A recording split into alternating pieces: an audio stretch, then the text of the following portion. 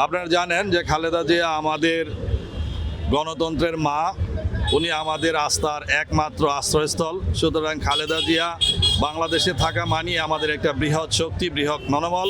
উনি যতদিন আমাদের পাশে থাকবেন ততদিন জাতীয়তাবাদী দল এবং বাংলাদেশের 18 কোটি মানুষ ঐক্যবদ্ধ থাকবে এবং তার নেতৃত্বেই বাংলাদেশ পরিচালিত হবে। সুতরাং আমাদের দেশনেত্রী বেগম খালেদা জিয়ার আগমন, ওনার উপস্থিতি আমাদের জন্য অনেক অনেক প্রয়োজন।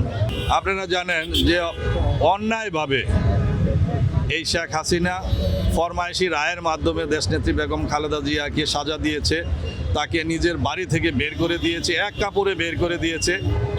উনি দীর্ঘদিন এই কারাগারে ছিল, কারাগারে থেকে ওনাকে মৃত্যুর দিকে ঠেলে দেওয়ার যত প্রকার অন্যায় অত্যাচার আছে এই ফেসিবাদী শেখ হাসিনা করেছে।